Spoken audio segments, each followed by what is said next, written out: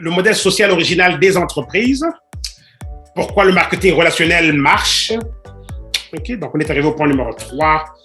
Et donc voilà, et c'est avec ça qu'on clôture aujourd'hui. Donc on aura fini à peu près dans 15 minutes là. Ok, alors les 7 raisons du pourquoi vous devez être entrepreneur. On a commencé par les observations. On a vu, c'était sécurité d'emploi. La semaine dernière, on a vu le point numéro 2 qui était faire plus d'argent et tout. Et au point numéro 3 aujourd'hui, c'est liberté. Ok, très intéressant comme concept. Ok. Et ça tombe bien justement parce que tout à l'heure, je parlais de liberté, mais je n'avais pas réalisé que c'était connecté à ça ici. Donc, on pourrait croire que c'était orchestré. Non, ce n'était pas orchestré, mais je pense que c'était orchestré par Dieu lui-même. Ok? Alors, quand vous êtes libre, quand vous êtes votre propre patron, vous choisissez quand vous travaillez, comment vous travaillez et avec qui vous travaillez. Ok? Les gens perdent des emplois régulièrement. Okay? Il y a en moyenne plus de 450 000 emplois en Amérique du Nord, par exemple, qui sont perdus chaque année au profit des marchés où on peut engager des gens pour $1 de l'heure. Okay.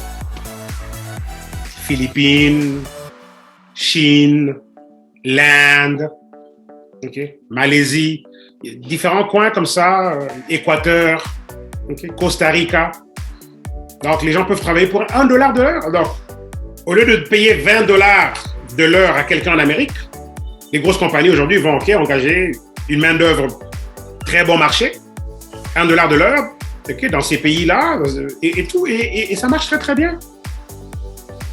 Les gens sont contents par rapport au niveau de vie là-bas, au pouvoir d'achat, l'économie, c'est bon pour eux. Mais on sauve de l'argent pour ici, ok? Ici, je veux dire, pour ceux qui sont du côté de l'Amérique, par exemple. Et ça, c'est comme ça depuis des années déjà. Mais ça sera encore beaucoup plus dévastateur parce que d'ici 2030, on a le facteur de l'intelligence artificielle. Ok? Robotisation et logiciel qui remplacent le facteur humain. Donc, ça sera plus juste 450 000 emplois par année qui sont perdus. Ok? On va parler là ça sera dévastateur. Ok? Parce qu'il y a quasiment 1 milliard d'emplois qui auront disparu, qui seront plus nécessaires, qui seront plus en demande. Vous voyez? Donc, les gens perdent des emplois. Alors, et les gens perdent des emplois, mais au départ, qu'ils détestaient déjà de toutes les façons. Savez-vous que le taux de crise cardiaque aux États-Unis, okay, est à la hausse tous les lundis matins? Parce que justement, on a des gens complètement mécontents d'aller dans des emplois qu'ils n'aiment pas.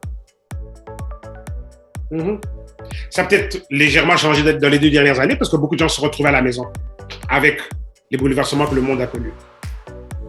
Mais c'était en fait ça, la statistique en fait, qui était déjà là depuis quelques années. Vous voyez? Donc, liberté, on nous parle ici de soyez libre. Quand on est entrepreneur, on est libre de faire ce qu'on aime. Tout simplement. Au travail, on vous impose un travail. Ici, on est libre de faire ce qu'on aime. Alors, trouvez ce que vous aimez et puis associez-vous à cette cause. Vous voyez?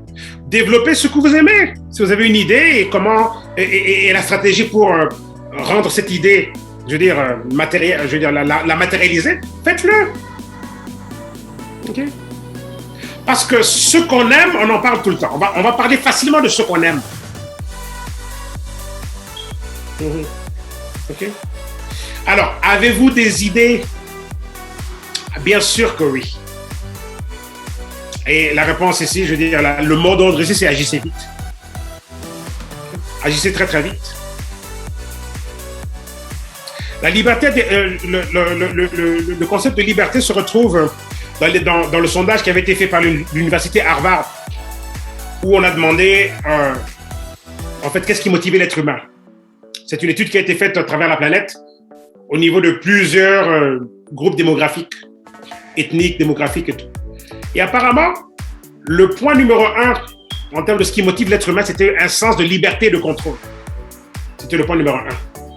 Dans l'être humain, cherche la liberté et le contrôle. Vous voyez. Le point numéro 2 était un sens de la maîtrise, de la passion, dans le sens qu'on veut maîtriser quelque chose, un art, quelque chose qu'on aime faire, quelque chose pour lequel on est passionné et qu'on pourrait faire pendant des heures et des heures et des heures. Leçon de piano, guitare, sculpture, peu importe, quelque chose qu'on pourrait faire parce qu'on est juste passionné de la chose, passionné par la chose. Et numéro 3, c'était un sens du but, faire partie d'une cause, quelque chose de grandiose, où on a l'impression qu'on accomplit quelque chose de grandiose, faire partie d'un mouvement. Ça, c'était le point numéro 3. Et l'argent n'y figurait même pas, vous voyez. Mais l'argent vous fera quoi? L'argent qui est une défense, vous souvenez-vous, l'argent est une défense. L'argent est une défense, c'est le passage qu'on a étudié tout à l'heure et tout. Mais l'argent qui est une défense va défendre votre liberté, vous voyez. L'argent qui est une défense défendra votre liberté. Donc voilà. Comment est-ce qu'on y arrive? On y arrive en étant capable de remplacer le revenu d'employé que l'on a en ce moment, si on est employé. Okay. Donc, l'argent pourra défendre votre liberté à mesure qu'on est capable de remplacer ce qui nous occupe en ce moment. Ce qui nous bouffe 8 heures par jour, on n'est jamais à la maison. Beaucoup peuvent avoir des très très belles maisons, mais ils y vivent très très peu parce qu'ils passent tout leur temps dans des édifices au travail. Vous voyez? Il y a un mouvement pour le travail à la maison qui est à la hausse dû au confinement et ce que le monde a vécu récemment et tout. Donc, c'est devenu quelque chose qui semble s'être installé. Mais le concept qu'on a toujours vu depuis des décennies, ben, c'est ce concept-là. Donc, l'entrepreneuriat nous donne l'opportunité de liberté, tout simplement. Liberté. OK? L'argent est une défense. Et c'est la dimension financière, la capacité financière qui achètera votre liberté dans ce sens-là. Vous voyez? Parce que quelqu'un qui va travailler pour un employeur est en train d'échanger du temps pour de l'argent. C'est un échange. Je donne à l'employeur 8 heures de ma journée et l'employeur me paye 8 dollars par heure, 10 dollars par heure. Vous voyez? Donc, c'est un échange. La majorité de la planète échange du temps pour de l'argent. La majorité de la planète échange du temps pour de l'argent. C'est un échange. L'entrepreneuriat vous donne l'opportunité, quand c'est fait dans le cadre des modèles sociaux, comme la vente directe, marketing de réseau, les modèles sociaux de distribution. Okay, ces modèles sociaux de distribution ou ces modèles sociaux de ristourne, okay, de profit et tout. Ben, ici, la notion du temps est pas en échange, okay, elle est plutôt multipliée. Vous voyez? Parce que quelqu'un qui réussit bien avec une bonne communauté d'acheteurs fidèles, okay, au sein d'une opportunité quelconque, modèle social de distribution et tout, okay, marketing relationnel ou marketing de réseau, tout ça, ce sont juste des synonymes. Quand un réseau est bien établi et bien bâti, avec des personnes engagées et tout, le temps est multiplié. Pourquoi? Parce que 1000 personnes dans une équipe de vente, une équipe, un réseau de distribution, qui prennent 1 heure par jour pour présenter le produit à autrui, ben, c'est 1000 personnes qui ont travaillé pendant 1 heure. La journée est peut-être de 24 heures, mais pour cette journée-là, s'il y a eu 1000 personnes dans votre réseau, 1000 personnes qui ont donné 1 heure à leur entreprise, vous avez gagné 1000 heures dans une journée de 24 heures. Vous avez gagné 1000 heures. Et si vous avez mis 2 heures, vous aurez gagné, donc, vous voyez un peu, okay, 1000 heures, si chacun donnait 1 heure.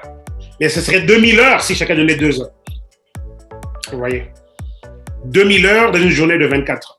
Et si chacun y met, vous voyez un peu, c'est ça ce qu'on appelle l'effet de levier. Et c'est ça qui donne la liberté quand on prend ça dans le cadre du marketing de réseau. La liberté vient de l'effet de masse. C'est pour ça que le papa de Robert Kiyosaki lui avait dit, le papa riche, le père riche de Robert Kiyosaki lui avait dit que les riches construisent des réseaux pendant que les pauvres cherchent de l'emploi. Je répète encore, les riches bâtissent des réseaux pendant que les pauvres cherchent de l'emploi. Vous voyez, pauvres, ceux qui sont juste limités financièrement. Vous voyez, c'est question de révélation. Alors le riche a compris, ok, que je n'ai que 24 heures par jour, Si je me limite à travailler juste par rapport aux 24 heures par jour, je serai limité à échanger du temps pour de l'argent. Mais si je veux avoir plus d'argent, ben, je devrais alors multiplier le temps. Parce que si j'ai plus de temps, j'ai plus de temps à échanger pour de l'argent. Vous voyez? Si j'ai 10 000 personnes dans mon réseau qui travaillent pendant 1 heure, j'ai 10 000 heures dans une journée de 24 heures. Ça veut dire que j'ai pu échanger du temps pour de l'argent à concurrence de 10 000 heures. J'investis 10 000 heures tous les jours parce que j'ai 10 000 personnes dans mon groupe qui font un achat. Vous voyez? Qui travaillent leur opportunité. Donc, c'est dans ce sens-là que la liberté est une dimension cruciale pour l'existence humaine. Vous voyez? Mais elle vient avec un prix. Et on ne nous a pas appris à développer une vie de liberté. Vous voyez? On n'a pas appris ça. La société aurait pu être toute une autre forme de société. Oui, mais tout a été déformé. Où les gens sont préparés depuis l'école prématernelle, primaire, secondaire, collège, université, à aller occuper des postes économiques. Donc déjà la liberté est déjà inexistante. Parce que dès le départ, ils sont programmés. Dès les moments où les personnes vont à l'école, elles sont programmées déjà pour échanger du temps pour de l'argent dans une dimension linéaire. Vous voyez? Dimension linéaire du temps. L'entrepreneuriat, quand c'est fait correctement dans des structures qui procurent l'effet de levier, on n'est pas dans le linéaire, mais on est dans l'exponentiel. Okay? Donc voilà pourquoi on devrait considérer le marketing de réseau relationnel, les modèles sociaux, okay, de distribution, modèles sociaux de vente, modèles sociaux, ouais, tout ça. C'est parce que nous sommes déjà un modèle social. On est déjà tous dans une société. On est déjà tous dans une communauté. Donc la dimension communautaire est le meilleur marketing qui existe. Parce que le bouche à oreille est naturel dans la communauté. Et c'est ça que nous apprenons ici à monétiser, à structurer autour de produits et services de grand intérêt. Vous voyez? Et quand on a des produits et services de grand intérêt, les gens ont besoin d'en savoir plus. D'où maintenant l'opportunité, okay, de devenir un éducateur. Vous voyez ce que l'on fait ici? Nous sommes des éducateurs. Pas besoin d'être un expert en produits. On peut avoir accès à l'expertise. Revues, etc., publications, articles. Il y a tout là pour connecter quelqu'un à de l'information, pour être éduqué et prendre une décision éclairée qui va faire avancer votre entreprise. Vous voyez? On peut ne pas maîtriser tout soi-même, mais on doit maîtriser l'accès à l'éducation. Parce que dans la forme du marketing communautaire, l'éducation est cruciale. Parce que dès qu'on veut vendre, les gens mettent des barrières. Mais dès qu'on veut éduquer, les barrières tombent. Parce que quand on est éduqué, on est édifié et de nous-mêmes, on veut acheter. Vous voyez? OK? Bon, on s'arrête là pour le point numéro 3. Et ce sera vraiment tout pour aujourd'hui. Et tout. Donc, la semaine prochaine, on va couvrir le point numéro 4 avec peut-être même point numéro 4 et 5, dépendamment de l'agenda du jour et de l'enseignement et des points importants qui sont à développer. OK? Donc voilà, mes amis, c'est tout pour Profitabilité pour ce mardi 29 mars 2022. Mon nom est Popo Le Boy. Je vous ai parlé en direct de Ottawa, Ontario, Canada.